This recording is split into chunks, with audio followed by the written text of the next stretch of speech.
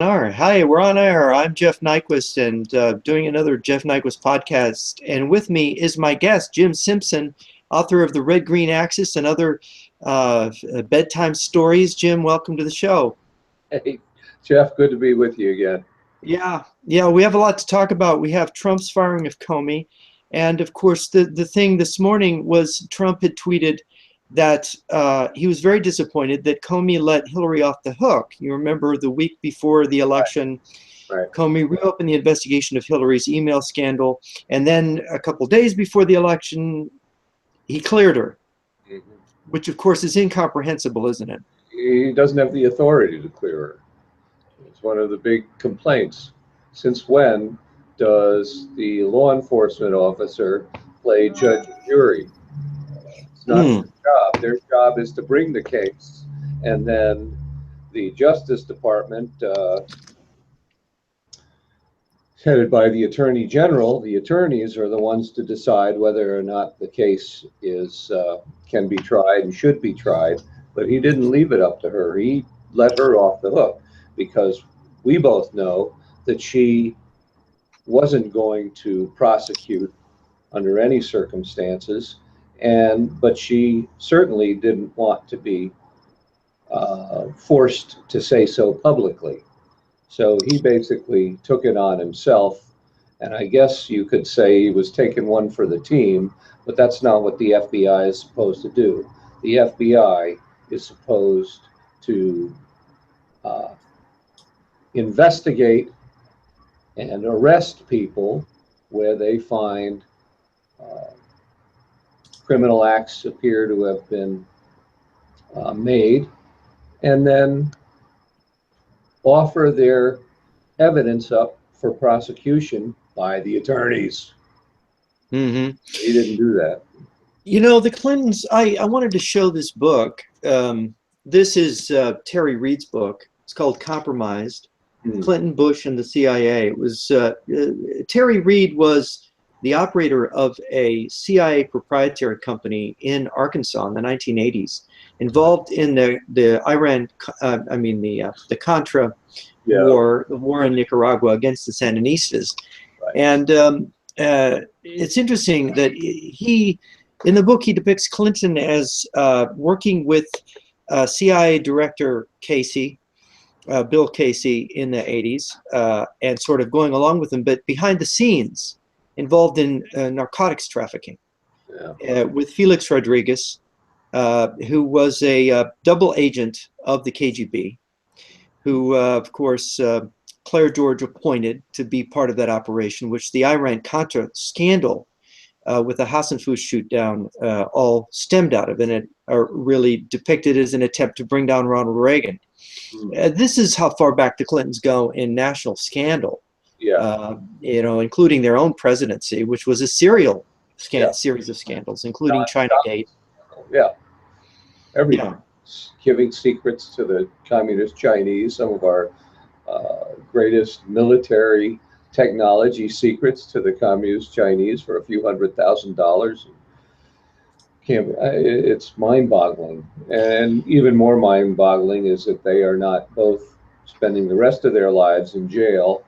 Or, I think if we were really living in a world where it was just, they both would have been lined up against a firing squad and shot for treason ages ago. yeah, it does seem. I mean, we know. I mean, let's go back to 1969 and 1970. Bill Clinton took this trip to Moscow, and then he went and he visited Prague. He's Yep. behind the Iron Curtain alone. It's not like he went with a group tour or anything. No, he was. And there are stories from credible sources that he met with KGB and Czech intelligence officers when he was Well, back there. if you recall, when he first became president, he took a trip back to Czechoslovakia and stayed with the same people he had spent time with when he was at Oxford. He went and stayed for a week, or I don't know how long it was, with the two leaders, a husband and wife team, Czechoslovakian communists, and he stayed with them. And after he became president, he went back for an old time tour, say hello to them again. Hmm. Well, I'm looking over at his notes. I mean, is it fair to characterize the Clinton presidency as a series of sabotage operations against the U.S. military, against the American mind itself, against the American political hierarchy, in which they were making out lists of generals who they thought would be open to their system. Gays in the military, I think, was the first week of the presidency, and ending with the pardon of Mark Rich and many other suspect characters. Um, I mean, the corruption here is enormous, and the President Trump has a point. How do they get away with it? Yeah, You know, how do they? That's the big question. How do they? They live in a political environment that is so corrupt and so biased in their favor that they can't get, they won't get prosecuted. Um, I think under the current president with the Attorney General Sessions, if they really decided to, you know, gird their loins and tighten their belts, they could do it. But it would be a storm. I have heard the Clinton Foundation described as a kind of a nest of foreign interests, foreign intelligence and corruption interests for leveraging Washington. That wouldn't surprise me at all. I don't know enough about it to say one way or the other. I, it's definitely a was definitely used as a way for foreigners to buy influence and make the Clintons very wealthy. No doubt about that. And that by itself is enough to should be enough to put Hillary Clinton in jail. I mean, it's absurd. Well, what they the things that they've done, the things that they've gotten away with right in front of our eyes. I was told by somebody who worked in the Haitian earthquake relief effort. He was down there for a long time as a Christian missionary, and he said that the whole Clinton initiative to raise funds for the Haitian, for the Haitian emergency down there was really just a big fundraising effort for the Clinton Foundation, where they funneled money through the one family that basically controls everything that goes on in Haiti. And for their effort, they got kicked back substantial sums of money. So basically, when we were funding the earthquake effort in Haiti, we were really dumping money into Bill and Hillary Clinton's pockets. And perhaps George H.W. Bush, who I thought mindlessly joined them in that effort and gave their whole spiel a legitimacy that it didn't deserve. I guess the real concern now, let's frame this thing, the whole Russia thing, which won't die. I just saw a clip from the news with Hillary Clinton referring to she didn't refer to the WikiLeaks scandal. She called it the Russian WikiLeaks. Oh yeah, And the thing that came out of WikiLeaks was Pizzagate. And it's interesting that Pizzagate, which is about a pedophile ring, right, which shows these bizarre emails from John Podesta, right, suddenly the bizarre response is it's all about the Russians influencing the election, not about John Podesta's emails and using children at pool parties as entertainment, right. which there's no explanation for. And anybody that talks about this is automatically, Yeah, yeah, they're illegitimate, they're crazy. And yet, it's not crazy to talk about Russia when there's not one shred of evidence publicly made available that the Russians are behind it. There's just these well, Clinton appointees from the intelligence community making the claim. yeah, and take it a little further than that. Uh, the um, various Democratic politicians, Chuck Schumer and many others, are going off the rails about uh, Comey, Director Comey being fired, um, when in fact last fall, they were all calling for him to be fired because he made that decision to reopen the case against Hillary. And Yeah, I saw the president's tweets. He said, "What hypocrites!" They yeah, were all lining up to say that Comey should be fired 3 months ago, 4 months ago, yeah, 5 months ago, and now they're all whining that Trump has fired him and how inappropriate it is. they're outraged. Yeah, Democrats have are very good at studied outrage. It's all a complete fraud. It just astonishes me that they can pull it off with a straight face. I mean, you had Harry Reid, you had Steve Cohen, representative from Tennessee, and Chuck Schumer. Chuck Schumer told Bloomberg News that he didn't have confidence in Comey any longer after that. So Nancy Pelosi, maybe he's not in the right job. It's just incredible. It's just incredible. And now everybody's going off the rail. Maxine Waters, crazy Maxine, said the FBI director has no credibility. Uh, Representative Hank Johnson said, my confidence in the FBI director's ability to lead this agency has been shaken. Uh, hmm. Another representative from North Carolina, Democrat, said Comey needs to fade away into oblivion.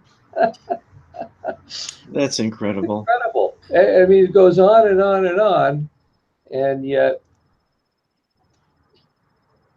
today, oh my gosh, it's as though Trump had fired the Pope.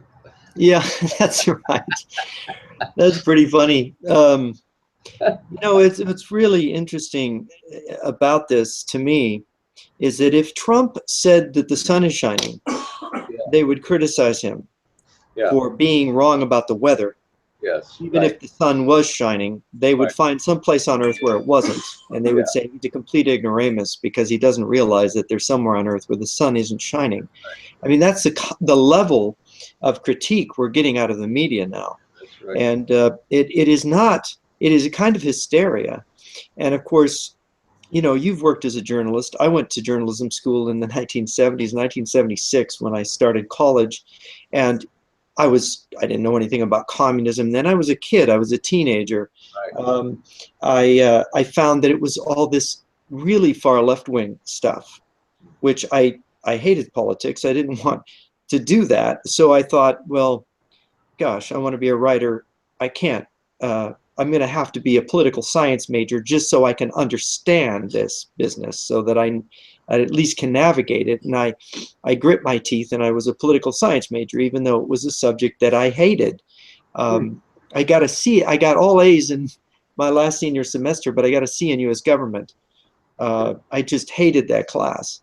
Hmm. Um, but it's so funny when you're 18 years old and you don't know, and of course it's one epiphany after another. If you're really going to seriously, buckle down and study the subject, Right, um, and you're going, this can't be true. This can't be what's going on in the world, right. and it is. And everybody, I can identify with so many Americans. They don't want to go there. They don't want to study it. They don't want to become involved with it. But you have to, Yeah, you really because do. they're coming after you. They're Yeah. trying to deceive you. They're trying to pick your pocket. They're trying to create a tyranny here. What was it? Uh, who said it? Not Lenin, but who was murdered by Stalin in Mexico with an ice Oh, pick? Trotsky, Leon Trotsky Trotsky. said you Yeah. may not be interested in politics, but politics is interested in you, or it's words to that effect. Yeah. Maybe I'm It's paraphrasing. yeah, it's kind of almost the reverse of Nietzsche's statement. If you look too deeply into the abyss will look into you. But in this case, if you don't look into the abyss, it Yeah, will grab you and suck you in. yeah, Um, that's but right. yeah, it's now we were just last weekend, we were at the Midwest National Security Conference. Yep. Frank Gaffney and Claire Lopez were there, Trevor Loudon and Phil Haney. And I guess the most interesting thing for me, I mean, they all had super interesting things to say, and it was a thrill just to be there and to talk with them Yep. uh, after the sessions and before. But Phil Haney's story, a former Homeland Security official who was threatened with prison and prosecution, who had mapped out beforehand the terrorist network of the San Bernardino shooters. That's that's a terrifying story. Well, that's to me, that was prima facie evidence that the Obama administration was literally trying to sabotage our nation. He's literally trying to bring terrorism to our shores. The fact that he deliberately blinded our intelligence uh, agencies from looking into these individuals and these groups. And it wasn't merely it was the San Bernardino, that was the most glaring example. But Phil Haney had, I believe, it was either 300 or 600 identified terrorists in the United States, identified, and he had to erase all those records. He had to erase all those records because that was politically incorrect. It was against their civil rights or some nonsense. Yeah, yeah. It was the other thing that caught my attention was his description of the head of Homeland Security appointed by Obama, Janet Napolitano, She and was, he described her as a Marxist behind closed doors. oh, yeah. Well, I think that's true. I think all of his appointees were closet Marxists. Some of them really weren't even in the closet. Yeah, Was yeah. Anita Dunn? It was Anita Dunn. She admired, who was it? Mao Zedong, and I uh, mean, Mao Zedong is in the Guinness Book of World Records as the #1 mass murderer in all of history. yeah, And so if you had somebody, let's say you had somebody from the right who was an admirer of Himmler or Hitler or something, right, and they were appointees to a government position. I mean, right. there would be a howl of outrage. Be And they'd be here we run out have, of town on a yeah, rail. yeah. I mean, they would be destroyed by that. But somehow the left, they're allowed to admire killers and murderers, gangsters like Castro or Mao or uh, it's And we know why that is, though. yeah, because they've captured the culture. That's right. Well, they've captured the culture, and the media has the megaphone. The media has the megaphone, and the media, yeah, the media and Hollywood, everything that defines and sets our culture. They have the megaphone. They have the narrative, and there's really very little to blow back against them. I mean, there's people like you and I, and there's a few conservative opinion talk shows and things like that, but nothing that the mass of Americans watch. Yeah, do you hear that, America? Do you hear that? I Yeah, mean, wake up. They're gonna get you. You better wake up. you really, Uh, yeah. really better. You're really better. And it's funny because, I mean, I know people from Poland. I've met people from all over in the East Bloc who have come here and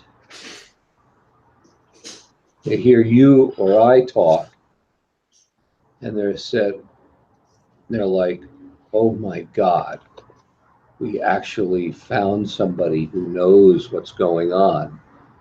We thought when we came to the United States, everybody knew what was going on, and nobody knows what is going on. And she said, "What's the matter with these people?" Well, it's Yeah. not the people, it's the media. It's the media has the mouthpiece, the media has the megaphone, and the media is controlled by the far, far left. Yeah, I've heard Russians say to me uh, basically that they don't understand Americans, that they can't talk to Americans about what's been really happening in Russia. They can't. Yeah, because we would just have sort of really to be outside of our frame of reference. Now, before the show, you were telling me about Dryden, this novelist who's written a series of novels, Right. and he knows what we know. He understands what happened with the fall of the Berlin Wall, that it wasn't as advertised. Maybe you just finished reading those, didn't you? I've read three of them over the last month and a half. Yep. Maybe we could recommend that to people. What are the novels? What are the names? Well, there's one called Red to Black. There's another one called Moscow Sting. And then the third one is, what the heck was it called? Now I can't even remember. Um, And the author's name is Alex Dryden. Alex Dryden. So people should go look it up if you Oh, don't want to read boring nonfiction. I'm sorry, what? The Blind Spy was the third The one. Blind Spy. And if you don't like reading the dry essays that some of us write about all these matters, read the novels and get it through some exciting spy story. Yeah, because he's even said that he goes under a pseudonym, and he's even said that the situations, all of it is he's created stories, but those stories are based on real incidents and real people. Mm-hmm. And you read it, and that's not hard to believe. It's not Yeah, hard to believe. yeah, The place names and the organizations, everything that he discusses, the techniques, the tactics, all that stuff are like super realistic. And if you want to get a really good picture of how, a covert operative uh, operates, it's a really fascinating stuff. Like, for example, just a simple little example, uh, a accomplished Russian spy was going to meet somebody somewhere, would show up hours earlier and just sit in a place where they were unobserved and watch to see who was coming through, to make sure that whoever they were going to meet was not being followed or was not setting up an ambush for them. And in some of the instances, those people show up and surveil the place where they're going to meet, not for hours, but for days. I mean, gives you an idea. These aren't things that are really kind of fun and exciting, sitting outside and behind a rock with a pair of binoculars for a day in the cold, whether it's snowing or raining or whatever it's doing, watching one particular spot just to clear that area and make sure it's safe. It, yeah, yeah. that's the kind of real spycraft. Hard work. Hard work, yeah, Hard work. real hard work. Yeah, Not I think fun. I'm getting an echo there on Yeah. your. Uh, um, I once heard was talking to a Russian intelligence defector, and he said, "I don't know how those counterintelligence people do it. The boredom of waiting for days, of Yeah. watching for days." Yeah. Yeah, Yeah. Exactly. Exactly. Yeah. yeah. So anyway, the people understand on a strategic level. For example, Ukraine, where people don't understand what's happened, where you've had like three or four revolutions in Ukraine since 1991, where supposedly communism is overthrown, and then finally the people losing the patience and basically driving the government out. Victor Yanukovych running to Russia, escaping, and still they get Poroshenko to be their president, a guy that owned a chocolate factory in Russia, Mhm. and he has to pretend to be a Ukrainian patriot, but he really isn't, and the whole Ukrainian system is still controlled by the KGB, by the Russians, but they can't come out and use that control. They're just lying, waiting for their opportunity to stomp the Ukrainian people, and the Ukrainian people having to be vigilant every minute because they can't trust their own elite. It kind of sounds like we have what we have here almost. Yeah, yeah, almost. We're Yeah. we're not quite there yet, but we're rapidly on our way, I think. And then we have Antifa and the violence at Berkeley, and they had the Rose Parade here in Portland, shut down here a couple weeks back because 200 Antifa were going to attack the parade. They were going to attack the Republican, quote unquote, Nazi racist fascists in the parade. And so this is a communist group Yeah, that and is attacking. Yeah, they canceled the Rose Parade in uh, they canceled it in Portland for the first time. So we can't have a Rose Parade yeah, because the fascists, the anti-fascists, will attack the Republicans. they are the fascists, really, They are. Well, they're worse. They're the communists the communists. who've killed more people than fascists have killed. And, and, and it points to the level of corruption in that particular government, because if the Oregon government really wanted to have the Rose Parade, they could easily, uh, the Antifa folks gave them the perfect pretext for arresting them in advance and just saying you can't do that kind of thing. That's a conspiracy. You're conspiring to commit a crime. Uh, if they wanted to stop it, but I think that a lot of the people in the Oregon government don't want to stop it. They want to see those things happen and act like they're powerless. It it gives more weight to the whole narrative that we're spinning out of control and they can't do anything about it. It gives us all a sense of demoralization and powerlessness.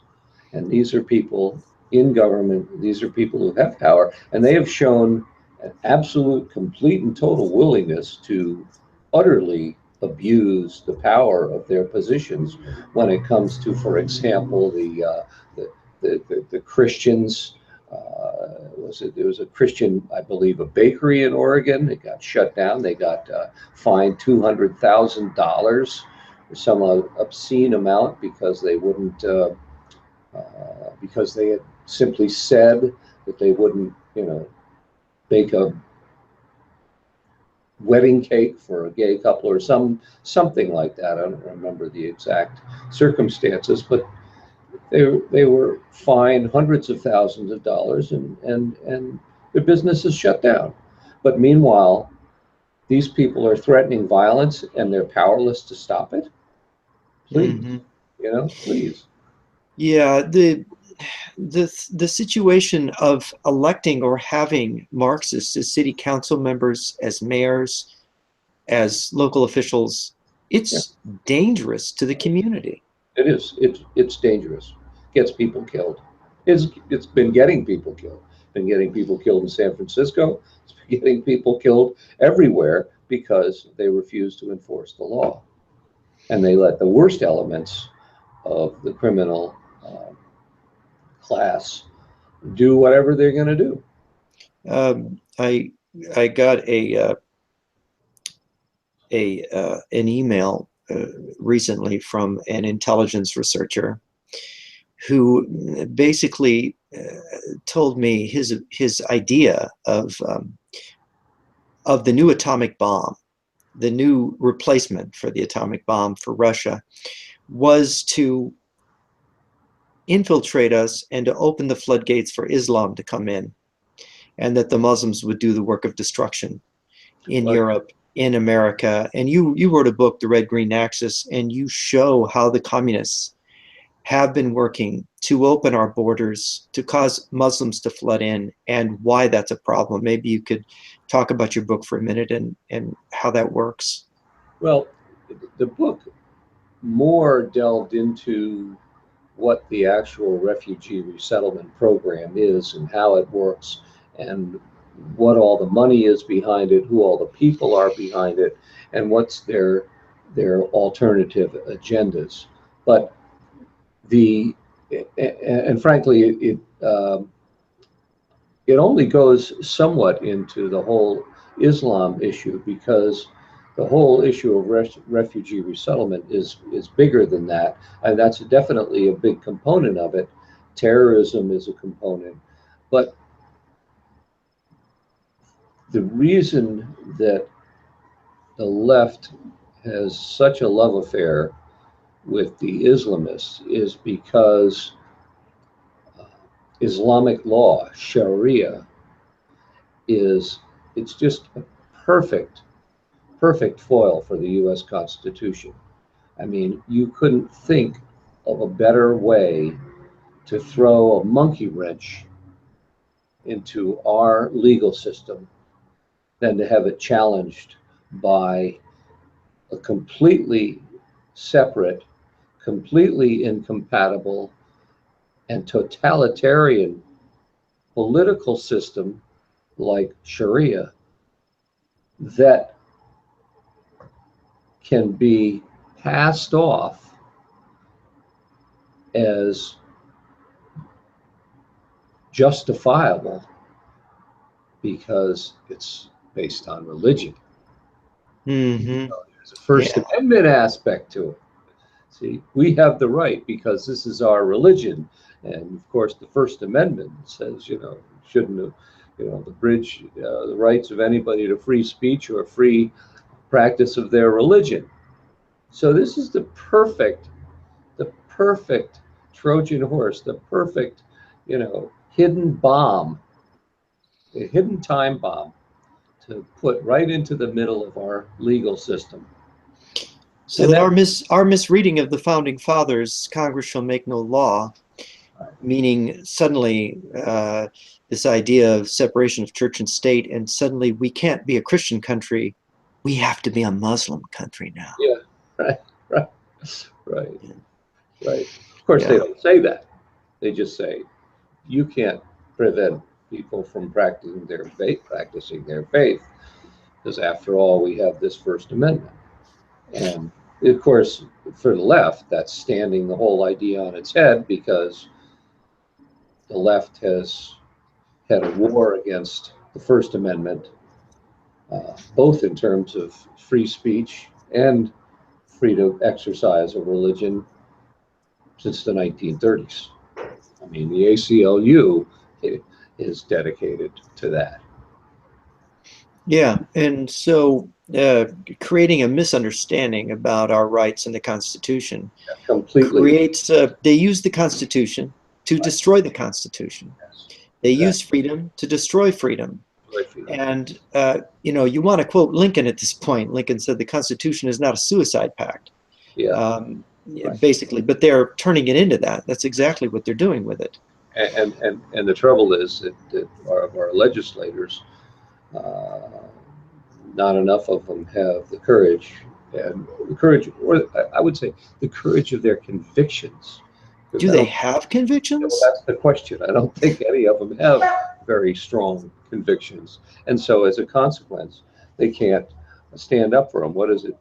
What's that saying? If you don't stand for something, you'll fall for anything. Yes. I mean, that's Yes. where they are. They do not have the courage of their convictions because they don't have a lot of convictions.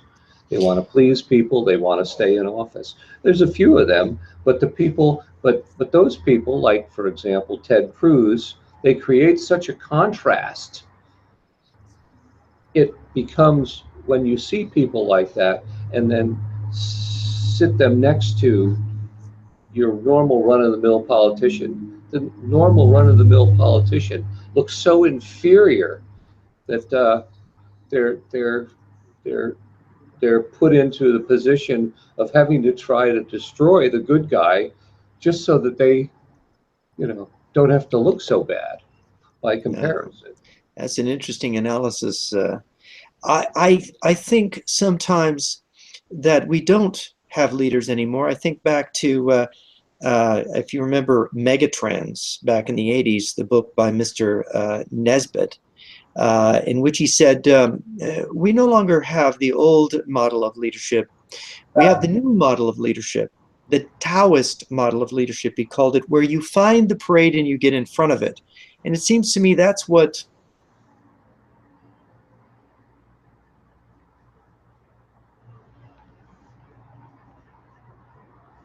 You've lost you, Jeff.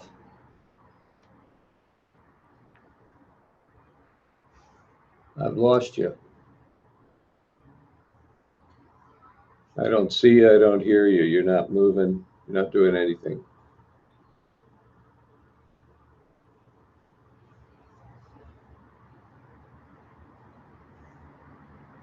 Are we still on?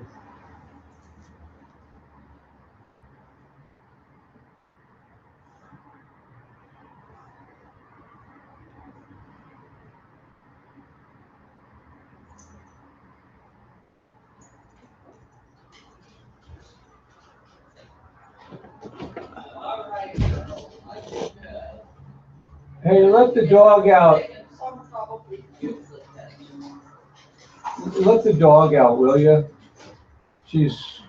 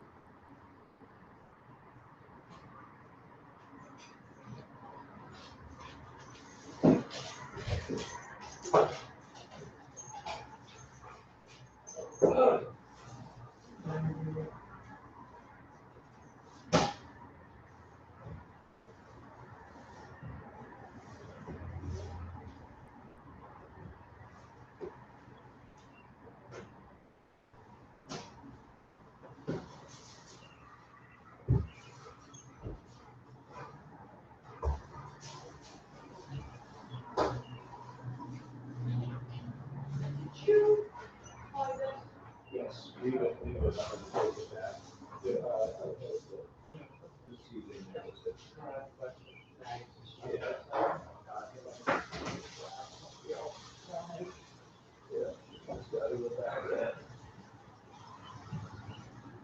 Tell me what you'd like to have in your guest speak first. Hey, we're back. I don't know what happened there. We lost the connection for a couple minutes. You there, Jim? I guess we're still live. Oh, okay. So we're still live. All right. I don't know what to do with the. I don't know how to edit the feed that when we had this break where I lost the connection. But we're still.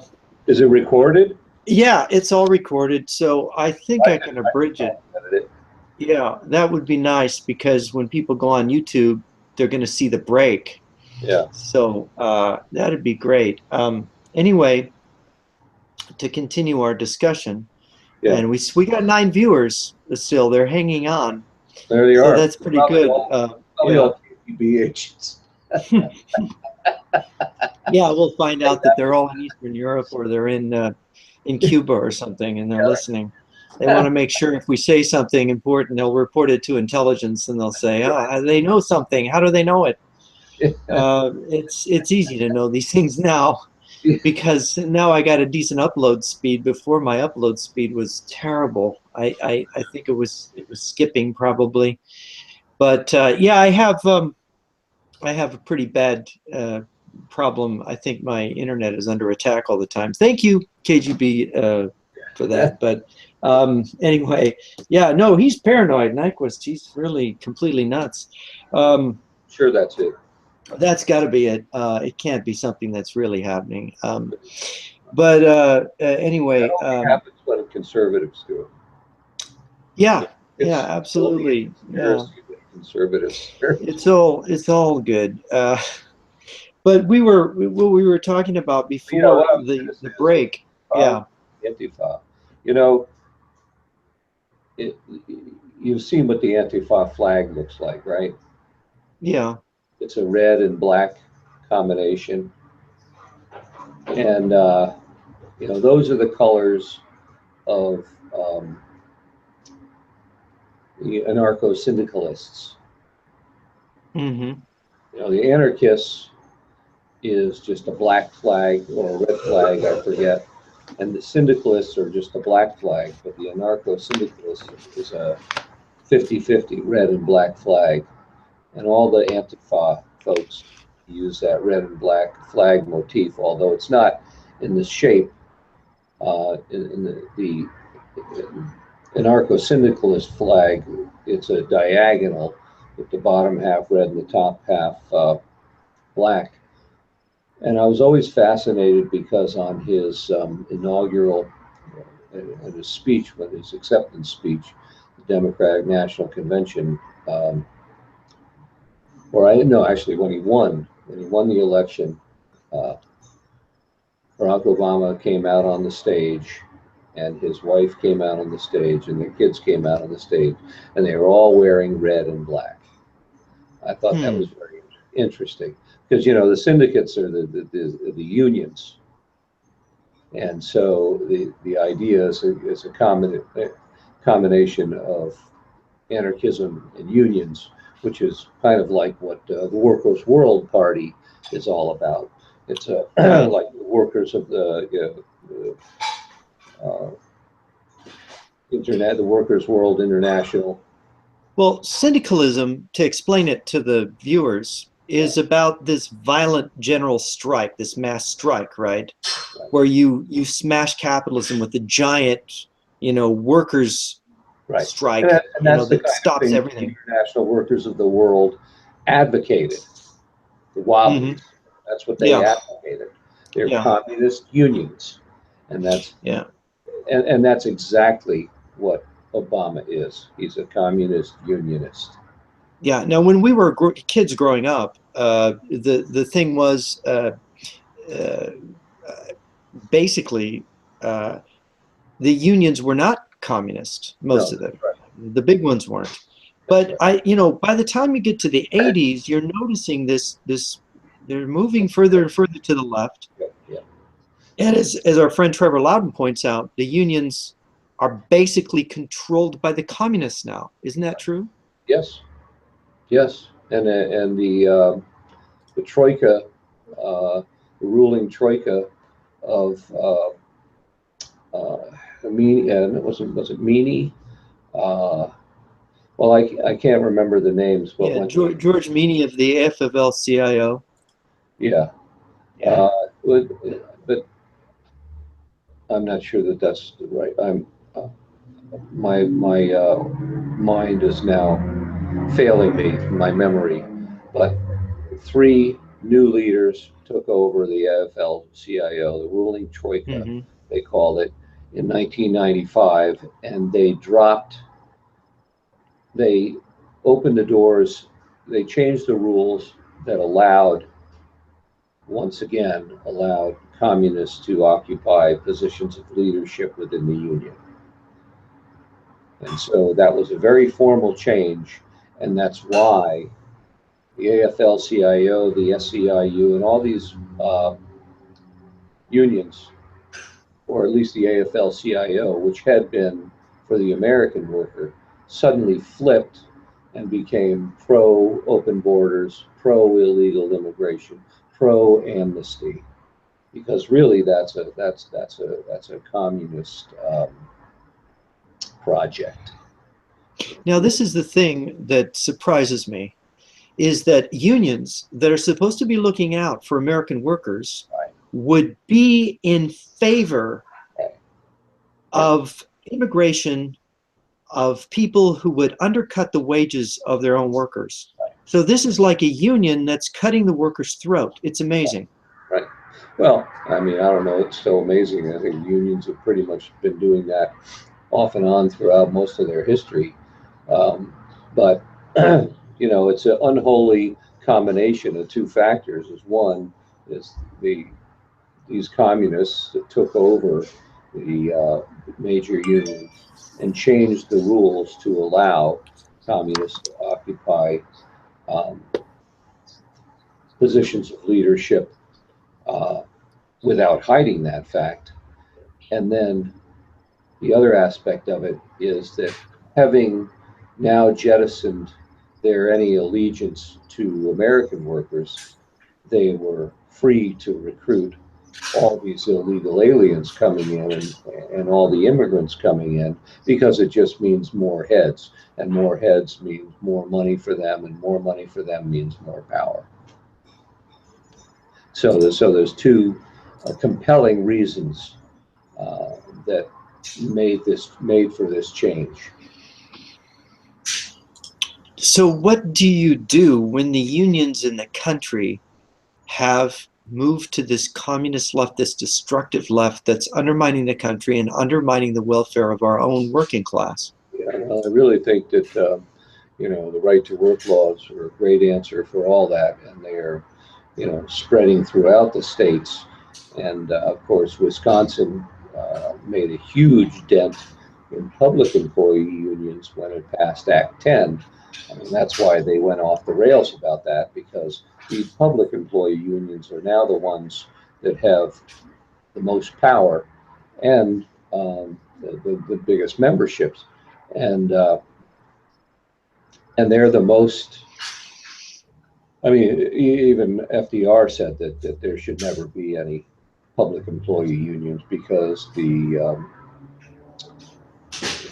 rigged for corruption. They're rigged for corruption. They'll live to support themselves, and then they will generate a political Could group yeah. will support them. And of course it's sort of kind of a self-fulfilling thing. Can you explain how do public employee unions add to the corruption? That's an interesting statement. Well, okay, so here is a group of people with a vested interest in their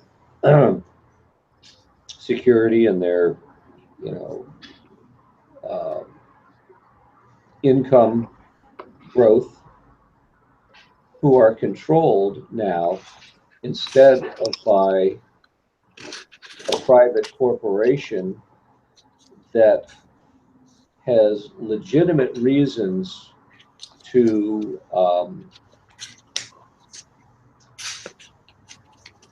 negotiate in its own interests that are not necessarily the interests of the union, for the best deal they can get. Whereas the political infrastructure has every incentive to support the public employees union, because they own the purse strings.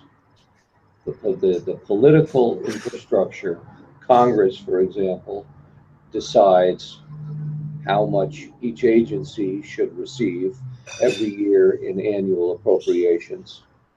And the only downside is the electorate, which they have shown they don't really have a lot of respect for. They're much more interested in um, garnering political support by using tax dollars rather than conserving tax dollars. So you have a political infrastructure with a vested interest in strengthening and fertilizing that bureaucracy so that the bureaucracy can in turn strengthen the members of Congress that support it. And the same thing is true in the state legislature.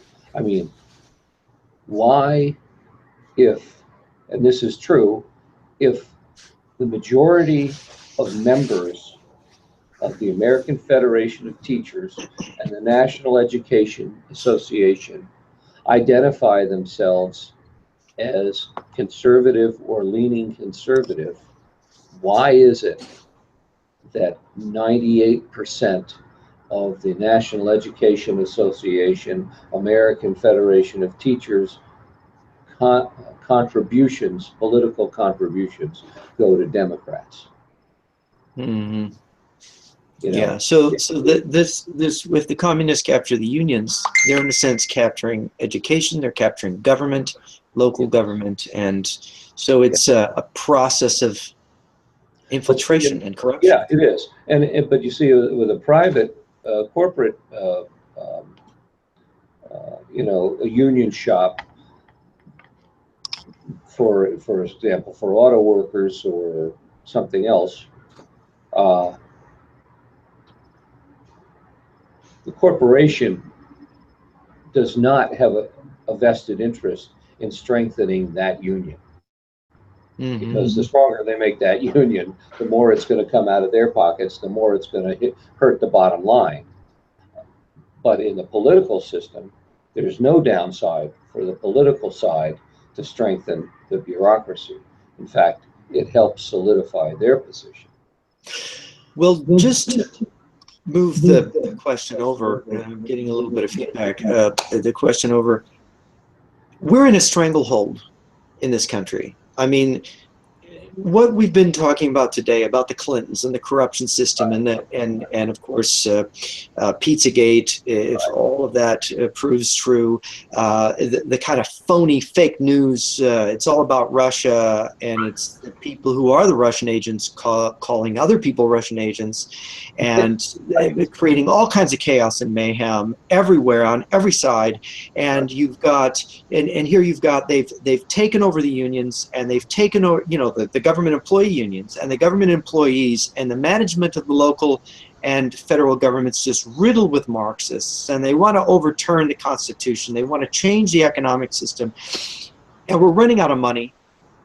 You know, we're going broke, both state governments and federal government, and they're just sucking more tax dollars out of the economy. And we've got these rotten trade deals with countries like China. How do we get out of the straitjacket? How do we get out?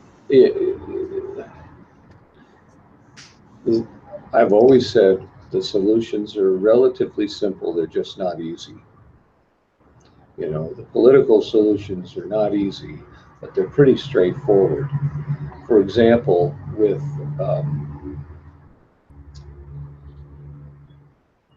the way the bureaucracy is attempting to sabotage the Trump agenda. Republicans own both houses of Congress. They control the White House. Between the three of them, tomorrow, they could write legislation that abolishes public employee unions. Now, would there be a huge outcry? Uh, it would be deafening. But they could do it. They could do it. They just don't And have they'd the be courage. accused of being Russian agents in the midst of this, probably, wouldn't they? Oh yeah. Oh gosh. In where? In which? In the bureaucracy or where? What do you? In the press. In the press. Everywhere. You kidding? Yeah. Yeah. No. Yeah. Yeah. Well, that's true. That's true. In fact, I don't know. I think there's a lot of evidence that a lot of elements of the press, maybe not KGB agents, but people who are sympathetic to our enemies are actually running the press. And I've always thought that I mean, put it this way, if you were in charge, or if I were in charge, what would we do to take down a big country like the United States that we couldn't challenge militarily without really risking a lot of bloodshed and possibly losing? What's the best way to do it? You take over the culture, you take over, most importantly, you take over the media, because the media provides the information. And as you know, uh, misinformation can win wars or lose wars. You use Misinformation misinformation, is power. it's Yeah, power. yeah. Information is power, and misinformation uh, sends people in all the wrong directions. It's. I mean, that really is the key. I think, the top key. And Misdirection. misdirection, propaganda, uh, indoctrination. I mean, they're doing all those things. I mean, it's become, the whole hate, racism mantra, that's become toxic. That's become toxic to the point where they have repeated that so many times, it's beginning to percolate into the culture to where I could see not very long, far down the road, where those people can use that to jail people who are political opponents. And I mean, that's been the mantra of the left for decades. Um, they get enough people in the right positions, they could make that mantra a legal reality. And it The doesn't legal matter. reality of the N word, and by the N word I mean the Nazi word. You're a Nazi. You're a hater. You're a racist. Right, right, right. And therefore, you deserve to die. Yeah. I Therefore, mean, the most dehumanizing word of white people is to call them a Nazi. right, right, right. Yeah. Right. And I mean, we know the source of that too. We know that the whole idea of white privilege, the whole idea of isolating and vilifying the white race came directly out of the Communist Party in the person of Noel Ignatieff, right? The man Yeah. who published the periodical called Race Trader, the Harvard professor. Yeah. Well, Jim, we're coming to the end of our hour, and I hope that people stayed with us through the break. I see we still have people who are viewing it. I want to thank you. Do you have any final comments at the end of the show about the future, about where people can Well, get your book or websites? Well, I have a lot of my archives on crisisnow.net. That used to be just a portal, but now you can at least access archives from my various places where I've written on www.crisisnow.net. Um, I do not have a website of my own where I post my own writings. I write for a lot of other people, but you can see some of those writings there. Um, but I would say to anybody listening that is wondering what to do, uh, what we all really need to do, well, we need to pray for one thing. Uh, we really need to pray. We need God in the mix. Um, uh, and we need to recognize that we're really on the cusp, and depending upon, uh, we can't lose faith. We can't lose faith. We have to keep on pushing, and the solutions are simple, they're just not easy. And so, what we have to do is give our legislators, give our leaders the backbone, or if nothing else, the boot necessary to get them to act in our best interest, because we still do have some power and we can take this country back. But we're in the last days, and we uh, We got a lot of work to do if we're going to. Yeah, yeah, very good. Well, thank you, Jim Simpson. It is uh, simple solutions that are hard to Yes. carry out. That's a very good way to say. And folks, thank you. Please hit like on the video, and I'm hoping to have some other guests soon. I had a big break because I had a lot of work piled up, but we will be making more of them. And definitely get Jim Simpson's book, Red Green Axis. You can get it on Amazon. It really gives you some facts about how the enemy within is organizing to destroy the country through resettlement of alien populations, Muslims in particular, in the United States. So I want to thank you, and have a great weekend, everybody. Bye bye.